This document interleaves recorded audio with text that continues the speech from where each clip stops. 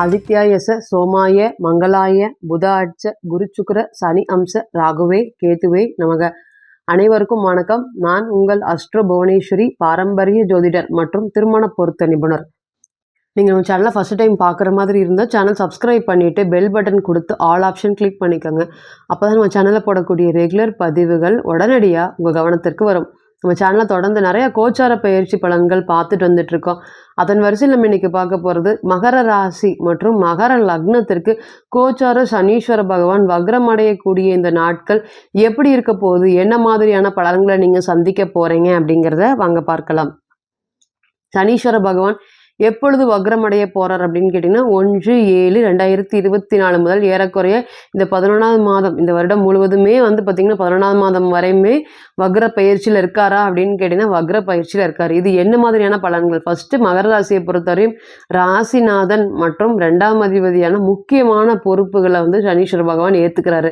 அப்போ இது எப்படி இருக்க போகுது அப்படிங்கிறத வாங்க பார்க்கலாம். பொதுவாகவே மகர ராசி காலபுருஷனுக்கு 10வது வீடு. இங்கே குரு பகவான் நீசம் அடைஞ்ச சனி பகவான் பார்த்திங்கன்னா ஆட்சி பெற்றிருக்கார். அதே போல் செவ்வாய் பகவான் உச்சம் அடையக்கூடிய வீடு. இந்த ராசியை பொறுத்தவரையும் கடினமான உழைப்பாளி. அந்த உழைப்புக்கு அதிக முக்கியத்துவம். சுறுசுறுப்புகள் ரொம்ப கம்மியாக இருக்குமா அப்படின்னு கேட்டிங்கன்னா கண்டிப்பாக கும்பத்தை கம்பேர் பண்ணும்போது மகரம் கொஞ்சம் சுறுசுறுப்பாக இருக்கும். கும்பம் ஒவ்வொரு விஷயத்தையுமே ரொம்ப வியாக்கியானமாக விவரமாக பண்ணுவாங்க. ஆனால் மகரம் துளியுமே அந்த அளவுக்கு இருக்காது. ரொம்ப யதார்த்தமாக இருக்கக்கூடிய நபர்களா அப்படின்னு கேட்டிங்கன்னா கண்டிப்பாக யதார்த்தமாக இருப்பாங்க. எல்லோருக்குமே யதார்த்தமாக ஹெல்ப் பண்ணக்கூடிய மனப்பான்மையும் இந்த ராசியை பொறுத்தவரையும் ரொம்பவே அதிகமாக இருக்குது. இந்த ராசியில் பார்த்திங்கன்னா சுற்றியுமே எப்பொழுதுமே ஒரு 10 பேர் இருந்து இவங்களை என்கரேஜ் பண்ணால் இந்த ராசி பெரிய அளவுக்கு வளர்ச்சி அடையுமா அப்படின்னு கேட்டிங்கன்னா கண்டிப்பாக வரையும். ஒரு விஷயத்தையுமே இந்த ராசியை பொறுத்தவரையும் நம்ம மோட்டிவேட் பண்ணால் வாழ்க்கையில் எட்டாத சாதனைகள் எல்லாமே எட்டி பிடிப்பாங்களா அப்படின்னு கேட்டிங்கன்னா கண்டிப்பாக எட்டி பிடிப்பாங்க. இவங்களுக்கு ஒரு மாரல் கைடன்ஸ் எப்பொழுதுமே தேவைப்பட்டுவே இருக்குமா அப்படின்னு கேட்டிங்கன்னா கண்டிப்பாக தேவைப்பட்டுட்டே இருக்கும். எப்போவுமே சொல்லிகிட்டே இருப்பாங்க, கஷ்டத்தை மட்டுமே நம்ம வாழ்க்கையில் அனுபவிச்சுட்டு இருக்கேன், நான் ஏன் இந்த மாதிரி இருக்கிறேன், எனக்குன்னு ஒரு இதே இல்லை, எந்த ஒரு குறிக்கோளும் இல்லை, எதை நோக்கி போகுது அப்படின்னு தெரியல, அந்த மாதிரி நிறைய மனசுமைகள் இருந்துகிட்டே இருக்கா அப்படின்னு கேட்டிங்கன்னா கண்டிப்பாக மகரத்தை பொறுத்தவரையும் நிறைய சஞ்சலங்கள் அதிகமாக இருக்கக்கூடிய ராசி. ஆனால் அந்த சஞ்சலங்கள் எவ்வளோதான் இருந்தாலும் வாழ்க்கையில் ஒரு பெரிய விசுவாசத்தை, ஒரு பேரை ஏற்படுத்திடுவாங்களா அப்படின்னு கேட்டிங்கன்னா வேலை செய்கிற இடத்துல பார்த்திங்கன்னா ஏறக்குறைய 10 வருடங்கள் 20 வருடங்கள் ஒரே கம்பெனியில் வேலை செஞ்சு அதன் மூலியமாக பேரும் புகழும் எடுக்கக்கூடிய ராசியா அப்படின்னு கேட்டிங்கன்னா கண்டிப்பாக ராசி.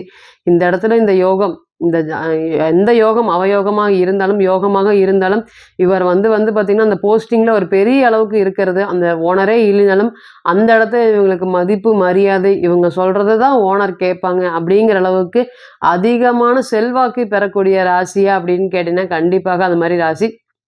எந்த ஒரு விஷயத்தையுமே எளிதில் நம்பக்கூடிய ராசி. மற்றவங்க நல்லவங்களா கெட்டவங்களா அப்படிங்கிறத யோசிக்கவே மாட்டாங்க.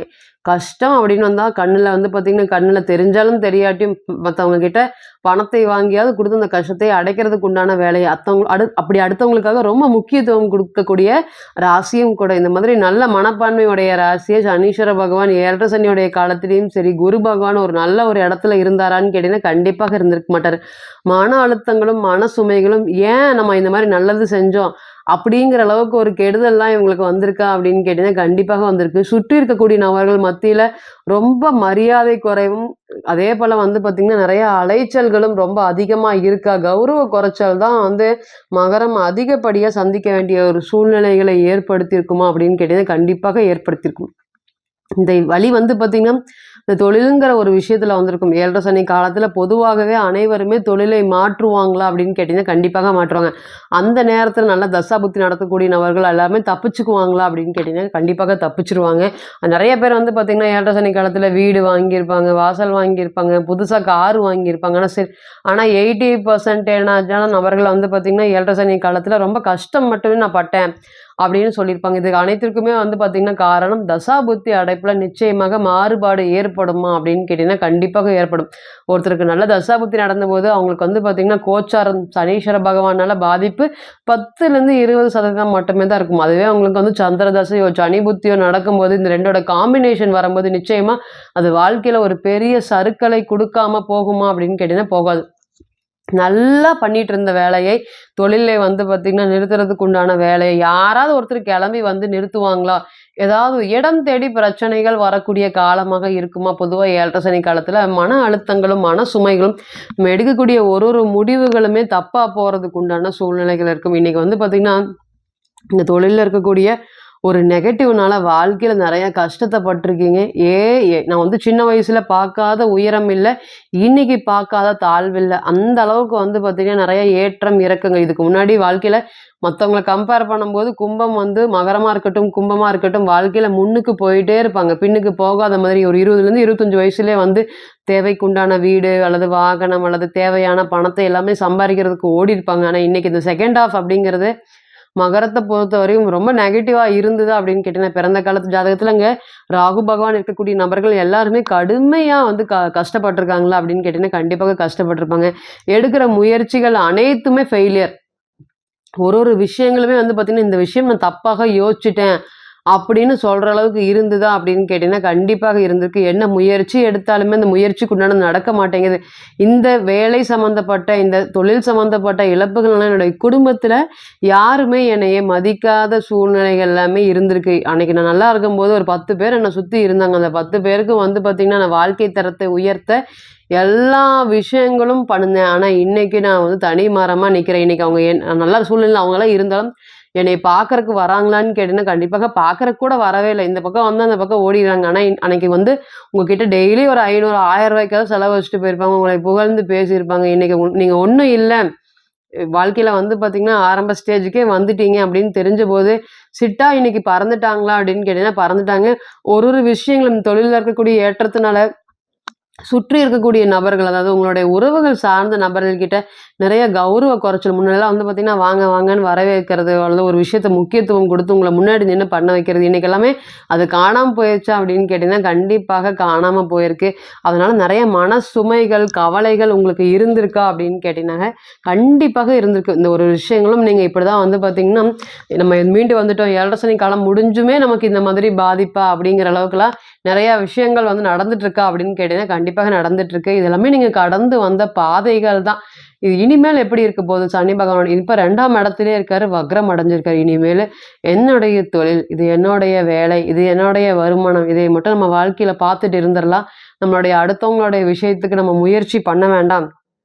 அவங்களுடைய வாழ்க்கைக்குள்ள நம்ம நுழைய வேண்டாம் அப்படின்னு உங்களுக்கு நீங்களே ஒரு கடிவாளம் போடக்கூடிய ஒரு காலம் வந்துருச்சா அப்படின்னு கேட்டீங்கன்னா வந்துருச்சு. அதே போல இத்தனை நாளா பெருசா வந்து சம்பாதிக்கிறதுக்கு ஒரு பெரிய முக்கியத்துவம் கொடுத்துருக்க மாட்டீங்க. ஏதோ ஏனோ தானோ நம்மளுக்கு வந்து இழந்துட்டோம், இனி எப்படி நம்ம மீண்டு வெளியே வருவோம் அப்படிங்கிற மாதிரி இருந்திருக்கும். இனி வரக்கூடிய நாட்கள் அனைத்துமே வந்து பார்த்தீங்கன்னா, சம்பாத்தியத்துக்கு அதன் முக்கியத்துவம் கருதி அதன் சார்ந்த வேலைகளில் ஈடுபடுவீங்களா அப்படின்னு கேட்டீங்கன்னா, கண்டிப்பாக ஈடுபடுவீங்க.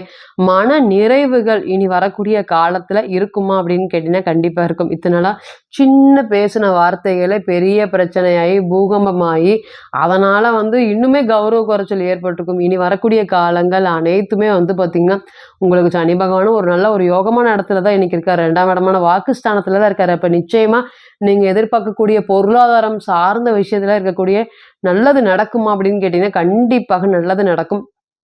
அதேபோல கிரக பெயர்ச்சிகளுமே வந்து பார்த்தீங்கன்னா, இப்போ கேது பகவானும் சரி, உங்களோட ராகு பகவானும் சரி, என்னதான் இருந்தாலும் 3, 11ஆம் இடம் சம்மந்தப்படும்போது, நிச்சயமா நம்மளுடைய வாழ்க்கை தரம் உயர்வதற்கான ஒரு வேலையை கண்டிப்பாக பார்ப்பாங்க. அதே மாரி தான் இன்னைக்கு சனீஸ்வர பகவானெல்லாம் ஆல்ரெடி நீங்க கஷ்டமான காலத்தை கடந்து வந்துட்டீங்க. இனியும் கர்மாவை சுமக்க நீங்க வந்து பார்த்தீங்கன்னா, தேவையா அப்படின்னு கேட்டீங்கன்னா, கண்டிப்பாக தேவை.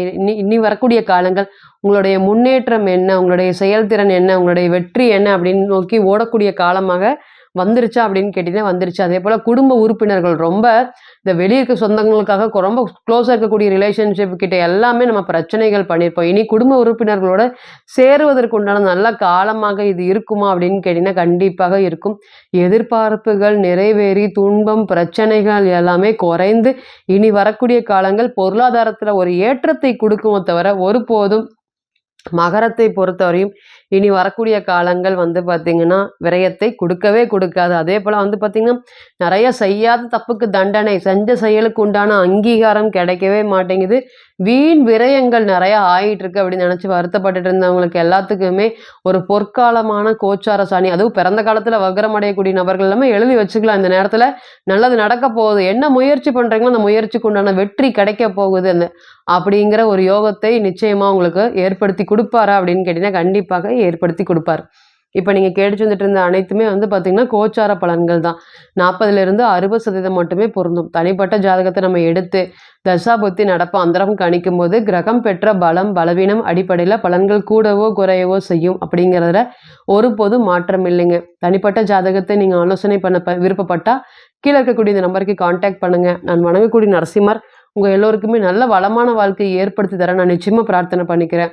மீண்டும் ஒரு பதிவில் உங்களெல்லாம் சந்திக்கும் வரை உங்களிடமிருந்து விடை பெறுவது உங்கள் அஸ்ட்ரோ புவனேஸ்வரி. நன்றி, வணக்கம்.